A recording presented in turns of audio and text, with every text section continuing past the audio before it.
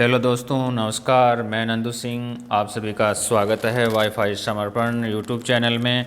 इस वीडियो में बात करने वाले हैं रीट एग्ज़ाम के लेवल 2 के सिलेबस की। वीडियो शुरू करने से पहले आपसे निवेदन है कि आप चैनल को सब्सक्राइब नहीं किया है तो सब्सक्राइब कर लें।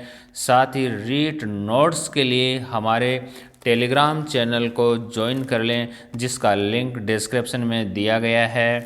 तो आइए हम लेवल 2 के सिलेबस की चर्चा करते हैं। देखिए, आप यदि रीट की तैयारी कर रहे हैं तो आपके पास सिलेबस होना चाहिए और सिलेबस का पता होना चाहिए कि किस प्रकार के सवाल आपसे पूछे जाते हैं।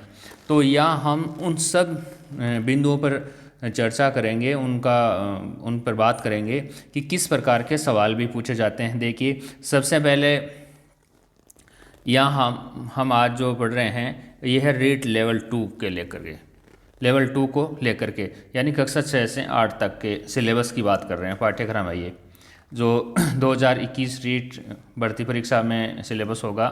देखिए, ये प्रश्न पत्र जो है दूसरा, ये इसका खंड 1 है। कई खंडों में इसको बांटा गया है। जो मुख्यतः जो लेवल 2 का है ये 4 खंडों में बांटा गया है। तो खंड 1 में देखिए, ये बाल विकास और शिक्षण विधियों का है। कुल 30 प्रश्न होंगे और 30 ही अंक होंगे, यानी प्रत्येक सवाल 1 अंक का होगा। यहाँ देखिए कौन कौन से टॉपिक आपको तैयार करने हैं। एक तो पहला है बाल विकास।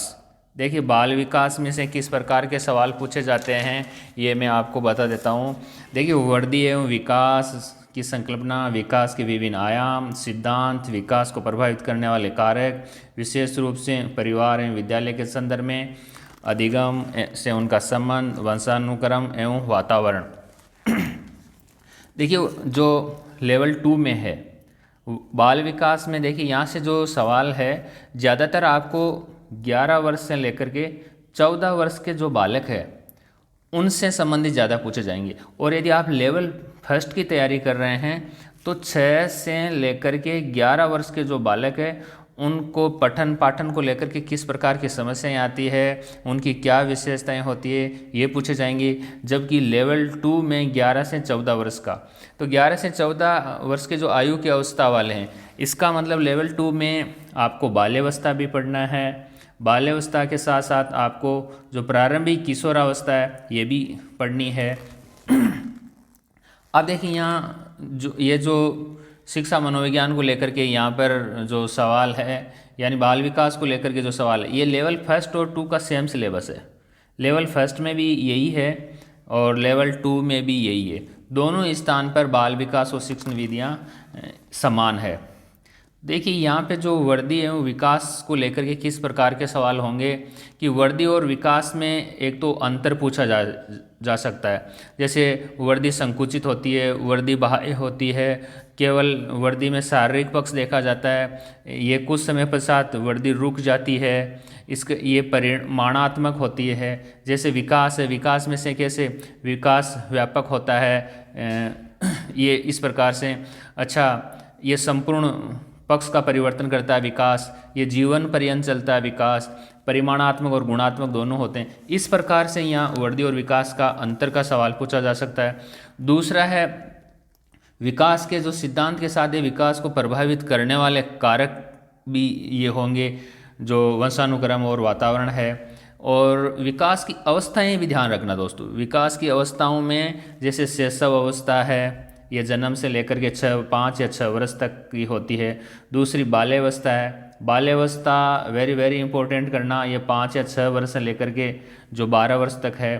फिर उसके बाद में किशोरावस्था है, ये 12 वर्ष से बाद में 18 वर्ष तक है।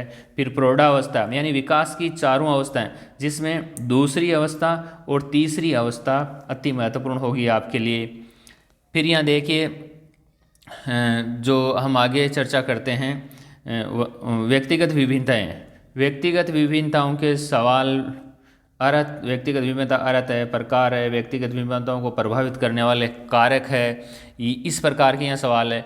तो व्यक्तिगत विभिन्नताओं में जैसे बुद्धि के स्तर पर बालकों में क्या भिन्नता होती है, संवेगात्मक भिन्नता होती है, विचारों में भी बालकों में भिन्नता होती है, सीखने में भी भिन्नता होती है, कई प्रकार की विभिन्नताएं पाई जाती है, ये भी आपको ध्यान रखना है। और व्यक्तिगत विभिन्नताओं के कारण भी, देखिए क्या कारण है व्यक्तिगत विभिन्नताओं के, जो फैक्टर क्या क्या हैं, जैसे वंशानुक्रम, बालक बालक में फ़र्क होता है, उसका वंशानुक्रम भी है, वातावरण भी है, जाति एवं देश का भी फ़र्क पड़ता है, वहाँ का वातावरण कैसा है, लिंग भेद का है, ऐसे शिक्षा का है, ऐसे कई फैक्टर हैं व्यक्तिगत विभिन्नताओं के। और वंशानुक्रम में जो समानता का नियम है, भिन्नता का नियम है, प्रत्यागमन का नियम है, तीनों नियम आप ध्यान से दीजिए, यहाँ से पहले भी सवाल पूछा गया है। वातावरण जो मुख्य कारण है, उसके पारिवारिक वातावरण है, विद्यालयी वातावरण है, सामाजिक वातावरण है, कई अन्य भी जो फैक्टर है, ये पूरे आप अच्छी तरह से देखिए। इसी प्रकार से जो व्यक्तित्व को लेकर के, पर्सनैलिटी को लेकर के कैसे सवाल पूछे जाते हैं, पर्सनैलिटी को लेकर के हमेशा सवाल पूछा जाता है, निश्चित रूप से होता है। इसमें से पहला जो होता है, जैसे पर्सनैलिटी है, तो पर्सनैलिटी शब्द है, ये लैटिन भाषा के पर्सोना शब्द से बना है। पहला सवाल ये कई बार सेकंड ग्रेड में भी पूछा जा चुका है। अच्छा, व्यक्तित्व की जो आलपोर्ट की परिभाषा है, आलपोर्ट की परिभाषा भी पूछी जा सकती है। व्यक्तित्व का जो वर्गीकरण है, वर्गीकरण में जैसे पाश्चात्य वर्गीकरण और जो भारतीय दृष्टिकोण है, दोनों पाश्चात्य दृष्टिकोण के अंदर कई बार देखिए पूछा गया। सेल्डन का वर्गीकरण पूछा जा चुका है, हिपोक्रेटस का वर्गीकरण पूछा जा चुका है, स्प्रेंगर का वर्गीकरण पूछा जा चुका है। ये स्प्रेंगर का जो वर्गीकरण है उसमें तो विशेष तौर से जो स्प्रेंगर ने समाजशास्त्र के आधार पर किया है, जैसे सैद्धांतिक है, राजनीतिक प्रकार है, सामाजिक है, इसी प्रकार से धार्मिक है, आर्थिक है, सौंदर्यात्मक व्यक्तित्व वाले हैं। सेल्डन का गोलाकार, आयताकार, लंबाकार व्यक्तित्व को पूछा जा चुका है। लेकिन सबसे इम्पोर्टेंट जो व्यक्तित्व का जो प्रकार होगा, युंग या जुंग का, ये पर्सनैलिटी को लेकर के ज़्यादा पूछा जाता है। इसमें अंतर्मुखी, बहिर्मुखी और उभयमुखी तीनों में से सवाल यहाँ से बनता है। उभयमुखी को लेकर के पहले भी पूछा जा चुका है। और व्यक्तित्व के जो सिद्धांत है, चेतन, अचेतन, अर्धचेतन, अचेतन, यहाँ से भी सवाल है। व्यक्तित्व मापन की जो विधियाँ हैं वो तो वेरी वेरी इंपॉर्टेंट करना, जैसे प्रक्षेपण विधियाँ, व्यक्तित्व मापन की दो विधियाँ, प्रक्षेपण और अप्रक्षेपण। प्रक्षेपण में जो TAT टेट है, इसी प्रकार से CAT CAT child appreciation test है, थेमेटिक एप्रिसिएशन टेस्ट है, IBT है, IBT इंक ब्लॉट टेस्ट है, ऐसे सेंटेंस जो कंप्लीट करने का टेस्ट है। ये अप्रक्षेपण विधियों का वेरी वेरी इंपॉर्टेंट होता है। अन्य जो बच गई वो अप्रक्षेपण विधियाँ होती है। ऐसे इस प्रकार से सवाल पूछे जाते हैं। और उसके बाद में देखिए व्यक्तित्व को प्रभावित करने वाले व्यक्तित्व का मापन है, मापन को लेकर के भी कई सवाल पूछे जाते हैं। यहाँ बुद्धि में से देखिए संकल्पना सिद्धांत, इसका मापन, बहुबुद्धि सिद्धांत एवं निहितार्थ। देखिए बहुबुद्धि सिद्धांत भी दिया गया यहाँ पे। तो बुद्धि में से जो सवाल, कई प्रकार के सवाल बनेंगे यहाँ पर बुद्धि को लेकर के। और जो बुद्धि को लेकर के जो सवाल बनते हैं, एक तो देखिए थार्नडाई का बुद्धि का परीक्षण, जो बुद्धि के प्रकार मूर्त है, अमूर्त है, सामाजिक बुद्धि है। ऐसे ही जो बुद्धि के सिद्धांत है, देखिए सिद्धांत में विशेष तौर से बहुबुद्धि का सिद्धांत भी दिया गया है। तो वैसे बहुत सारे सिद्धांत है, 1 फैक्टर थ्योरी, 2 फैक्टर स्पीयरमैन की है, मल्टी फैक्टर थार्नडाई की है, ग्रुप फैक्टर थर्स्टन का है। लेकिन यह मल्टी फैक्टर थ्योरी दिया है, ये मल्टी फैक्टर थ्योरी है, ये थॉर्नडाई की है, ये वेरी वेरी इंपॉर्टेंट है। इसी प्रकार से ग्रुप फैक्टर थ्योरी जो थर्स्टन की है उसका भी ध्यान रखना। 3 डायमेंशन गिलफोर्ड का है। और व्यक्तित्व मापन को लेकर के जो सोपान है उसमें देखिए जो ये सूत्र है, जो मेंटल एज बटा क्रॉनिकल एज इंटू 100, ये टर्मन का जो वर्गी है, ये बुद्धि मापन का जो सूत्र है, ये तो वेरी वेरी इंपॉर्टेंट कर लेना आप। ऐसे टर्मन के जो बुद्धि लब्धि के वर्गीकरण है, टर्मन के बुद्धि लब्धि वर्गीकरण में आप देखिए पूरे जो शुरू से लेकर के जो 140 बुद्धि लब्धि है प्रतिभाशाली तक है, उनका पूरे के पूरे वर्गीकरण का ध्यान रखिए कि किस प्रकार के सवाल आते हैं। या फिर देखिए विविध अधिगमकर्ताओं की समझ है, पिछड़े, विमंदित, प्रतिभाशाली, सृजनशील, लाभान्वित, विशेष आवश्यकता वाले बच्चे, अधिगम असमता युक्त, अधिगम में आने वाली कठिनाइयाँ है, समायोजन की संकल्पना, तरीका, समायोजन में अध्यापक की भूमिका है। देखिए समायोजन को लेकर के जो मानसिक रोग है, जैसे तनाव है, दुश्चिंता है, दबाव है, भगनासा है, द्वंद्व है, यहाँ से सवाल बनते हैं। समायोजन में जो समायोजन की जो युक्तियाँ हैं उसमें प्रत्यक्ष और अप्रत्यक्ष दोनों का ध्यान रखना है। प्रत्यक्ष में जैसे बाधाओं को दूर करना है, ठीक है। इस अप्रत्यक्ष में जैसे दिवास्वपन है, आश्रित होना, प्रक्षेपण है, औचित्य, यहाँ से लेकर के बहुत सारे सवाल पूछे जाते हैं। और देखिए इसके बाद में जो समायोजन के बाद अधिगम का अर्थ है, संकल्पना, अधिगम को प्रभावित करने वाले कारक है, या अधिगम के सिद्धांत। अधिगम के सिद्धांत में देखिए व्यवहारवाद है, गेस्टाल्ट है, संज्ञानवादी है, निर्मितवाद, इसमें ये अधिगम को लेकर के ये सवाल बन रहे हैं। तो अधिगम को लेकर के तो देखिए कई जो है आपको विशेष ध्यान देना है कि थारंडाई के नियम, अधिगम के जो थारंडाई के नियम है, जैसे मुख्य नियम, गौण नियम।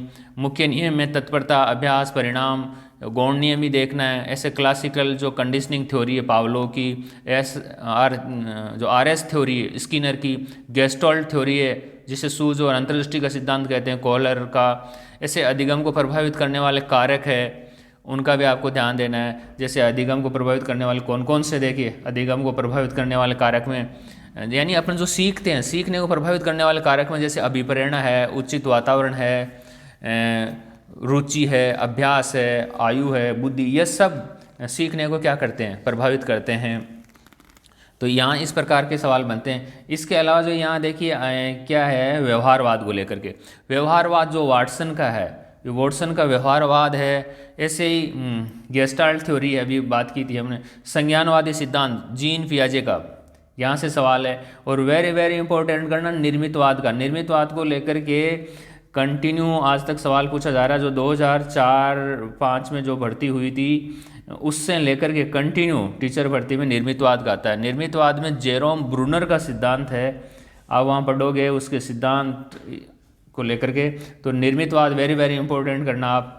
ऐसे बच्चे सीखते कैसे हैं, अधिगम की जो प्रक्रिया हैं, चिंतन, कल्पना, तर्क, निर्मित उपागम, आनुभविक अधिगम, संकल्पना, मानचित्र, अन्वेषण, समस्या आदि। ऐसे फिर देखिए अभिप्रेरणा। अभिप्रेरणा एवं इसके अधिगम के लिए जो निहित है, अभिप्रेरणा मोटिवेशन को लेकर के भी सवाल बनते हैं।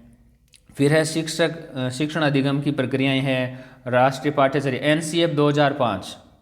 NCF 2005 की जो 5 विशेषताएं हैं आप यानी 15-20 मिनट में अच्छी तरह तैयार कर सकते हैं। ये आकलन है, मापन और मूल्यांकन है, समग्र और सतत मूल्यांकन। ये देखिए CCE कंटिन्यूएशन कॉम्प्रिहेंसिव जो एवेल्यूशन है, ये CCE को लेकर के वेरी इंपॉर्टेंट कर लीजिए। ऐसे उपलब्धि परीक्षण है, निर्माण है, सीखने के प्रतिफल है, क्रियात्मक अनुसंधान है। और उसके बाद में जो शिक्षा मनोविज्ञान का देखिए शिक्षा का अधिकार अधिनियम 2009 में अध्यापक की भूमिका, ये वेरी वेरी इंपॉर्टेंट है। यहाँ से ऐसे भी पूछा जा सकता है, पहले भी पूछा गया कि एक अध्यापक को सप्ताह में कितने कालांश लेने पड़ते हैं। ये RTE में कुल कितने अध्याय, 7 अध्याय, धाराएं कितनी, 38 धाराएं हैं। और अनुसूची 1 अनुसूची है। और इसकी धाराएं हैं जो बहुत ही महत्वपूर्ण है। धाराओं को सभी को आप देखिए, इसमें 14 है, 16 है, 27 है, 28 है, 38 है। कुछ धाराएं तो अति महत्वपूर्ण धाराएं हैं। तो ये तो था जो बाल विकास को लेकर के खंड ए। और अब देखिए अपन जो ये इसका अंग्रेजी रूपांतरण है, इसी का जो अपने अभी पढ़ा है। यहाँ पर देखिए खंड 2 में आपको एक भाषा का चयन करना है। यही देखिए 30 कुल प्रश्न 30 होंगे, कुल अंक भी 30 ही होंगे। यहाँ आप जो हिंदी भाषा या संस्कृत भाषा या अंग्रेजी जो भी एक भाषा ले सकते हैं। लेकिन ये खंड 3 में जो आपने 2 लिए उससे भिन्न होगी। यहाँ से अपठित, देखिए अपठित गद्यांश से निम्नलिखित व्याकरण संबंधी प्रश्न आएंगे। कौन कौन से प्रश्न होंगे ये भी आप देखिए किस प्रकार के होंगे। शब्द ज्ञान है, तत्सम, तद्भव, देशज, विदेशी शब्द, पर्यायवाची, विलोम, एकार्थ शब्द, उपसर्ग, प्रत्यय, संधि और समास, संज्ञा, सर्वनाम, विशेषण, विशेष्य, अव्यय, वाक्यांश के लिए एक शब्द, शब्द शुद्धि। देखिए इनका सब आपको वीडियो वाईफाई समर्पण यूट्यूब चैनल में मिल जाएंगे। आपको सटीक जानकारी मिलेगी, वहाँ आप जाकर के प्लेलिस्ट में जाके देख सकते हैं। इसी प्रकार से अपठित गद्यांश में देखिए रेखांकित शब्दों का अर्थ स्पष्ट करना, वचन, काल, लिंग ज्ञात करना, दिए गए शब्दों का वचन, काल, लिंग बदलना, राजस्थानी शब्दों के हिंदी रूप वाक्य रचना, देखिए वाक्य के जो रचना है और उसके प्रकार, वाक्य के अंग, रचना के आधार पर वाक्य के प्रकार, ये सब पदबंध है, मुहावरे, लोकोक्तियाँ, विराम चिन्ह, भाषा की शिक्षण विधि, भाषा शिक्षण के उपागम, भाषा दक्षता का विकास, भारतीय भाषाई कौशलों का विकास, सुनना, देखिए LSRW, हिंदी भाषा शिक्षण में चुनौतियाँ, शिक्षण अधिगम सामग्री, पाठ्यपुस्तक, बहुमाध्यम शिक्षण के अन्य संसाधन, भाषा शिक्षण में मूल्यांकन, उपलब्धि परीक्षण का निर्माण, CCE, उपचारात्मक शिक्षण, देखिए उपचारात्मक शिक्षण क्या होता है, निदानात्मक शिक्षण क्या होता है, ये सब वाईफाई समर्पण यूट्यूब चैनल में आपको मिल जाएगा पूरी डिटेल के साथ। ऐसा आपको और कहीं नहीं मिलेगा, किसी भी चैनल में नहीं मिलेगा, इतना बढ़िया ढंग से मैंने तैयार करके बताया है। अब देखिए यहाँ वेरी इंपॉर्टेंट लाइन है, ये वेरी इंपॉर्टेंट है दोस्तों। आप तैयारी कर रहे हैं, सिलेबस को आप पूरा ध्यान दें कि बहुविकल्पी प्रश्नों का मापदंड कक्षा 6 से 8 तक के जो राज्य सरकार द्वारा निर्धारित पाठ्यक्रम एवं शैक्षणिक सत्र 2019 की प्रचलित पाठ्य पुस्तकों के आधार पर होगा। लेकिन प्रश्नों का कठिनाई का स्तर सीनियर सेकेंडरी यानी कक्षा 12 तक की पाठ्य पुस्तकों का होगा। यहाँ ये लेवल 2 की हम बात कर रहे हैं। तो यहाँ आपको अभी तो सत्र चल रहा है 2020-21, यहाँ 20-21 की बात नहीं की गई, 2019-20 की बात की गई ये। और 2019-20 के सेशन में जो सत्र में से जो किताबें थी वो आएगी, उनमें से सवाल पूछे जाएंगे।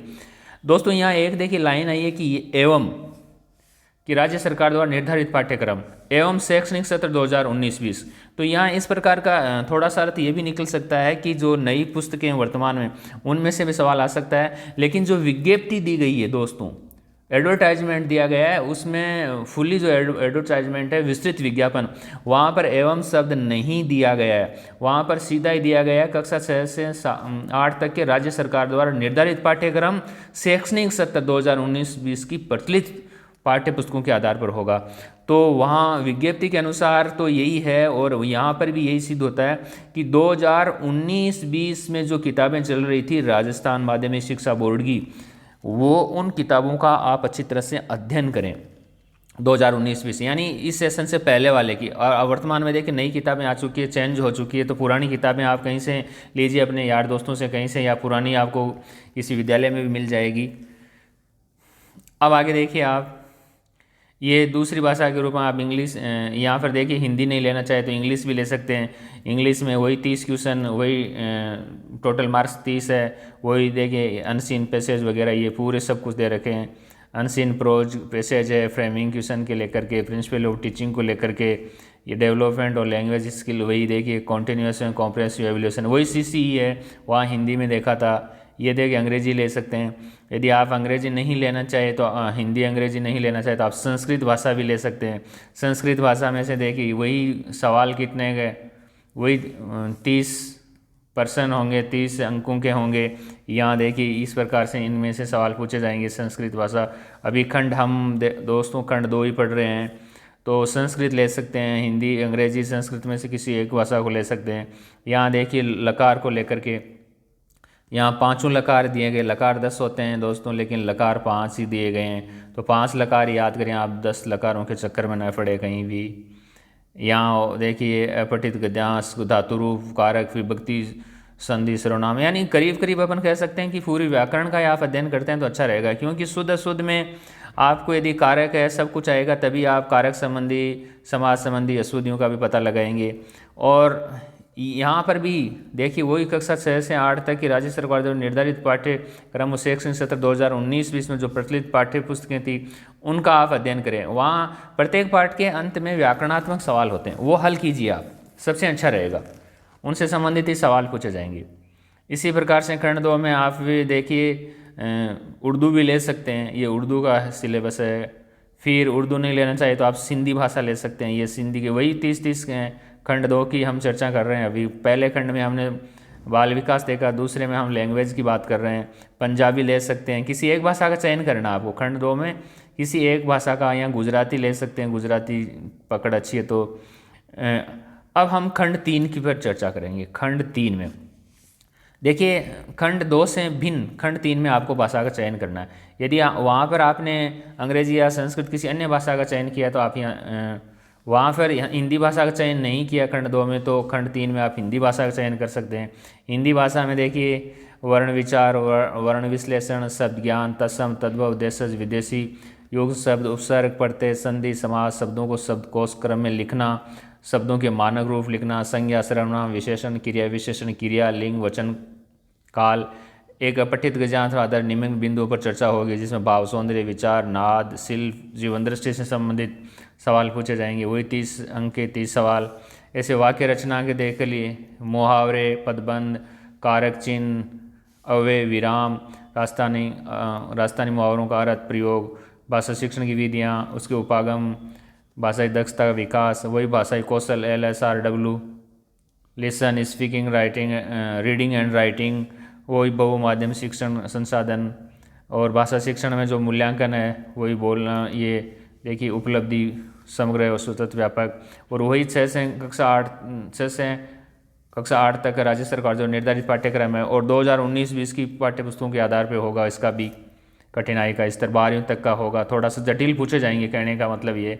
खंड 3 में आप हिंदी नहीं लेना चाहे तो आप अंग्रेजी भाषा का चयन कर सकते हैं, ठीक है। लेकिन यदि आपने खंड 2 में अंग्रेजी भाषा का चयन कर लिया तो खंड 3 में अंग्रेजी भाषा का चयन नहीं करने, यानी आपको 2 भिन्न भाषाएं लेनी है। समान भाषाएं दोनों खंड में आप नहीं ले सकते हैं। यहाँ 30 क्वेश्चन होंगे, टोटल 30 ही मार्क्स के होंगे। वही अनसीन प्रोज को लेकर के, अनसीन फ्रोइम को लेकर के, मॉडल ऑक्सिलरीज वगैरह से लेकर के, ये देखिए पूरे के पूरे ये सिलेबस है। ये देखिए यहाँ पे ये अंग्रेजी, यदि अंग्रेजी भाषा नहीं लेना चाहे तो द्वितीय भाषा आप संस्कृत भाषा ले सकते हैं। देखिए यहाँ खंड 3 में आप यदि संस्कृत भाषा, आपने खंड 2 में संस्कृत भाषा का चयन नहीं किया है तो आप यहाँ खंड 3 में संस्कृत भाषा भी ले सकते हैं। देखिए भिन्न भाषाएं होनी चाहिए खंड 2 और 3 में। यहाँ देखिए 30 क्वेश्चन, 30 ही जो मार्क्स के होंगे। अपठित गद्यांश में आधारित व्याकरण संबंधित सवाल पूछे जाएंगे। देखिए शब्द रूप है, शब्द रूप में जैसे होते हैं ना राम, रामो। धातु रूप में जैसे पट, पड़ती है, कारक है, विभक्तियां हैं, उपसर्ग है, प्रत्यय, संधि, समास, लकार, लकार पांचों लकार का अध्ययन कीजिए।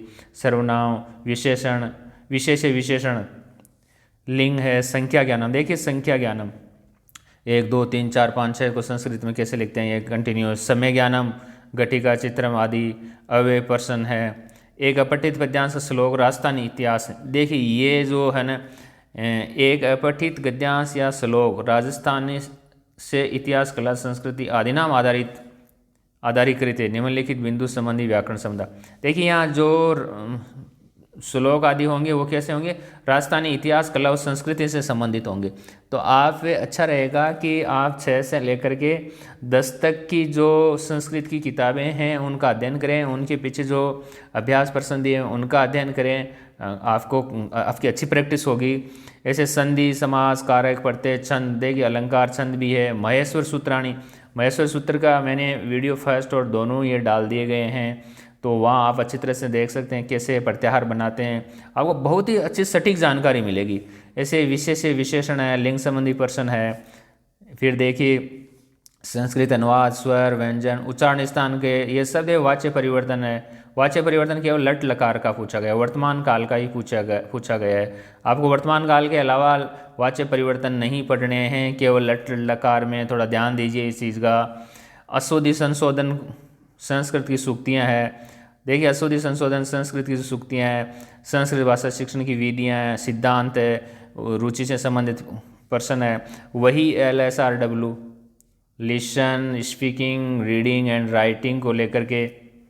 फिर ये संस्कृत शिक्षण में अधिगम के जो साधन है, शिक्षण संप्रेषित साधन है, पाठ्य पुस्तकें हैं। संस्कृत भाषा शिक्षण के मूल्यांकन से संबंधित प्रश्न है, मौखिक लिखित प्रकार के प्रश्न और सतत मूल्यांकन CCE हो गया। उपचारात्मक शिक्षण भी है, तो उपचारात्मक शिक्षण है तो आपको निदानात्मक शिक्षण का भी ध्यान रखना है, ठीक है।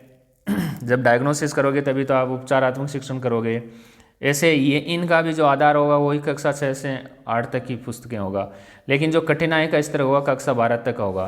तो आप तो 6 से लेकर के जो 10 तक की पुस्तकें उनको अच्छी तरह पढ़ें।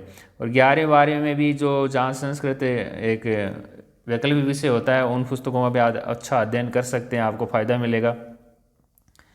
यहाँ आप देखिए, फिर आप संस्कृत नहीं लेना चाहे तो खंड 3 में उर्दू ले सकते हैं। उर्दू के अलावा आप सिंधी भी ले सकते हैं खंड 3 में। और ये देखिए फिर आप पंजाबी भी ले सकते हैं जिनकी अच्छी पकड़ है, गुजराती भी ले सकते हैं। ठीक है, अब यहाँ खंड हम 4 की बात करेंगे।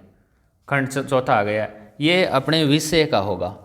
खंड ए इसलिए लिखा गया है कि ये साइंस वालों के लिए है, जो साइंस के स्टूडेंट है, साइंस मैथ्स के स्टूडेंट है। यहाँ गणित और विज्ञान का खंड 4 है, गणित और विज्ञान से संबंधित सवाल आएंगे और इसमें 60 क्वेश्चन आएंगे और 60 ही अंकों के होंगे। 60 मार्क्स के होंगे, 60 के होंगे। 30 क्वेश्चन मैथ्स के, 30 क्वेश्चन साइंस के होंगे और 30 अंकों के ही होंगे, बराबर भागों में होंगे। यहाँ पे ये देखिए गणित को लेकर के ये सवाल है। गणित में से देखिए ये गणित के पूरे जो दिया गया है, आप इसका अच्छी तरह से मूल्यांकन भी देखिए। उपचारात्मक शिक्षण और शिक्षण की समस्याएं दी गई है।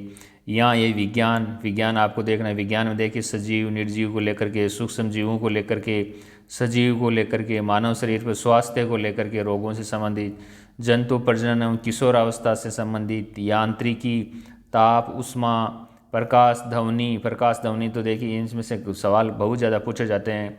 विद्युत और चुंबकत्व है, विज्ञान प्रौद्योगिकी, देखिए टेक्नोलॉजी को लेकर के काफ़ी क्वेश्चन आते हैं। सौर मंडल का लेकर के, पदार्थ की संरचना, रासायनिक पदार्थ, कृषि प्रबंधन। ठीक है, और यहाँ पर भी देखिए बहुविकल्पी प्रश्नों का मापदंड क्या होगा। कक्षा 6 से 8 तक की पाठ राजस्थान जो सरकार द्वारा चलती है, सेक्शन 70 2019-20 की पढ़नी है, लेकिन उनकी कठिनाई का स्तर कक्षा 12 तक होगा, जबकि लेवल फर्स्ट में कठिनाई का स्तर 10 तक होगा लेकिन यहाँ हम लेवल 2 की बात कर रहे हैं। फिर देखिए मैथ्स, ये अंग्रेजी रूपांतरण है अभी जो हमने पढ़ा है, उसका इंग्लिश ट्रांसलेशन है। ये साइंस वही बात है। और जो अब साइंस के अलावा अन्य जो सामाजिक अध्ययन के विद्यार्थी हैं, वो देखें उस व्यक्ति के लिए जो कक्षा 6 से 8 तक सामाजिक अध्ययन के शिक्षक बनना चाहते हैं। ये खंड बी है, जो साइंस के अलावा स्टूडेंट है उनके लिए वही 60 क्वेश्चन और 60 अंकों के होंगे।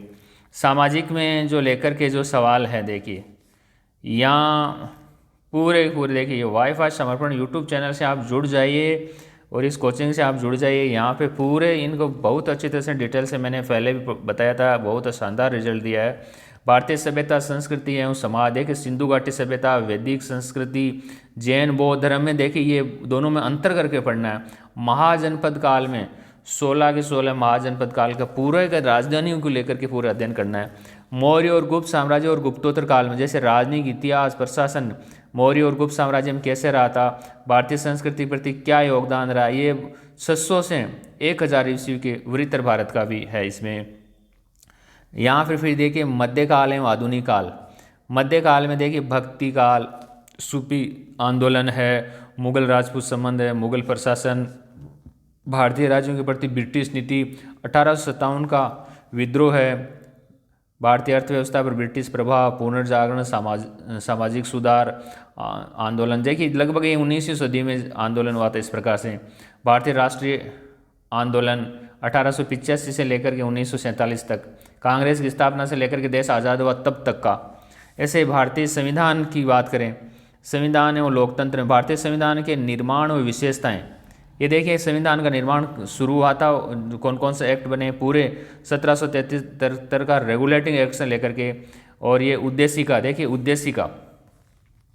उद्देशिका यानी प्रस्तावना संविधान का, मूल अधिकार, मूल कर्तव्य, देखिए पूरे 11 के 11 मूल कर्तव्य, पूरे मूल अधिकार, सामाजिक न्याय, बाल अधिकार, बाल संरक्षण, लोकतंत्र में निर्वाचन और मतदाता जागरूकता। ऐसे ही सरकार के गठन और कार्य में देखिए संसद भी है, राष्ट्रपति भी है, प्रधानमंत्री, मंत्रिपरिषद, उच्चतम न्यायालय, सुप्रीम कोर्ट है, राज्य सरकार का पंचायती राज व्यवस्था को लेकर के, और नगरीय व्यवस्था, स्थानीय स्वशासन व्यवस्था में दोनों के ही सवाल है ये।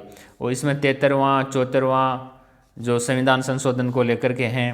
ऐसे स्वशासन राजस्थान के संदर्भ में आएंगे, वेरी वेरी इंपॉर्टेंट है ये, राजस्थान के संदर्भ में आएंगे।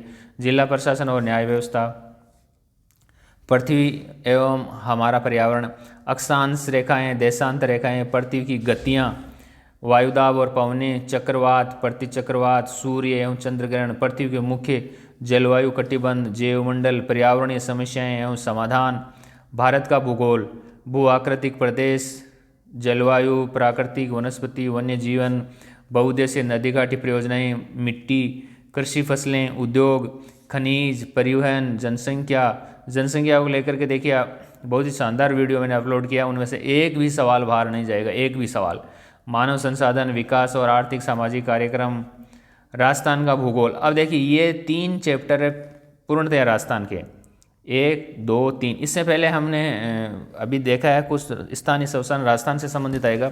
राजस्थान का भूगोल में देखिए जो भौतिक प्रदेश है, चारों भाग है, उसकी जलवायु, अफवाह प्रणालियाँ, चाहे अरब सागर की प्रणाली हो, चाहे बंगाल की खाड़ी की हो, झीलें, मृदा जल संरक्षण संग्रहण, कृषि फसलें, खनिज, ऊर्जा संसाधन। देखिए ऊर्जा संसाधन के सवाल, राजस्थान की प्रमुख नहरें, नदी घाटी परियोजनाएं, परिवहन, उद्योग, ये जनसंख्या, पर्यटन स्थल, वन और वन्य जीव अभयारण्य पूरे पढ़ने। राजस्थान के इतिहास में प्राचीन सभ्यताएं एवं जनपद, ये मैंने पूरे का पूरे वीडियो अपलोड कर दिया है। राजस्थान की सभी सभ्यताएं, चाहे कालीबंगा सभ्यता हो, आड़ सभ्यता हो, अन्य जो सभ्यताएं हैं उनको लेकर के राजस्थान के प्रमुख राजवंशों का इतिहास। देखिए मारवाड़ में राठौड़ों का इतिहास है, जो ढूंढाड़ में कछाओं का है, जैसे मेवाड़ में सिसोदियों का है। ये पूरे सब पढ़ने आपको। 1857 की क्रांति में राजस्थान का योगदान क्या रहा, राजस्थान में प्रजामंडल और जनजाति किसान आंदोलन, देख पूरे के पूरे। राजस्थान का एकीकरण जो 7 चरणों में हुआ था। राजस्थान के प्रमुख जो व्यक्तित्व है, अच्छे जो पर्सनैलिटीज व्यक्तिज रहे हैं जिनका योगदान रहा है आज़ादी वगैरह में, उनसे लेकर के राजस्थान की कला और संस्कृति को देख के, राजस्थान की विरासत में दुर्ग, महल, स्मारक, राजस्थान के मेले, त्यौहार, लोक कलाएँ, राजस्थान की चित्रकला, राजस्थान के लोक नृत्य, लोक नाट्य, लोक देवता, लोक संत, लोक संगीत, संगीत वाद्य यंत्र, राजस्थान की हस्तकला, स्थापत्य कला, राजस्थान की वेशभूषा, आभूषण, राजस्थान की भाषा साहित्य। तो भाषा साहित्य में देखिए बोलियों से लेकर के सवाल भी पूछे जाएंगे। बीमा में बैंकिंग प्रणाली, बीमा में बैंक के प्रकार, भारतीय रिजर्व बैंक, उसके कार्य, ये सहकारिता, उपभोक्ता जागरूकता, ये सब ये इसमें हैं। यहाँ फिर देखिए शिक्षा शास्त्रीय मुद्दे, सामाजिक जो विज्ञान, सामाजिक अध्ययन की संकल्पना, प्रकृति, कक्षा की प्रक्रियाएं, क्रियाकलाप एवं विमर्श, सामाजिक विज्ञान, सामाजिक अध्ययन के अध्यापन की समस्याएं, समालोचना, चिंतन का विकास। शिक्षा शास्त्रीय मुद्दे में देखिए परीक्षा, अनुभविक साक्ष्य, शिक्षण अधिगम एवं सहायक सामग्री, सूचना और सूचना प्रौद्योगिकी, प्रायोजना कार्य, सीखने के प्रतिफल, मूल्यांकन। अब यहाँ देखिए वेरी इंपॉर्टेंट लाइन है ये कि बहुविकल्पी प्रश्न होंगे वही, और कक्षा 6 से 8 तक राज्य सरकार द्वारा निर्धारित पाठ्यक्रम ही होगा। शैक्षणिक सत्र 2019-20 की पाठ्य पुस्तकों में से 2019 अभी जो हमने सिलेबस देखा है, 2019-20 के जो सिलेबस था राजस्थान सरकार में प्रचलित था, उसकी ये पुस्तकें पढ़नी है। लेकिन प्रश्नों का कठिनाई का स्तर सीनियर सेकेंडरी यानी कक्षा 12 तक का होगा इसमें। तो देखिए कक्षा 10 की जो किताब है वो तो अभी पुराने पाठ्यक्रम वाली चल रही है वर्तमान में भी। बाकी जो 6, 7, 8, 9 है ये वर्तमान में चेंज हो गई। तो पुरानी किताबें लीजिए जो 2019-20 में चल रही थी, ये इसका देखिए अंग्रेजी रूपांतरण दिया गया, वही सिलेबस है। तो दोस्तों वीडियो अच्छा लगा तो इस पर कमेंट भी कीजिए, लाइक कर दीजिए, शेयर कर दीजिए। आज की वीडियो में इतना ही, धन्यवाद।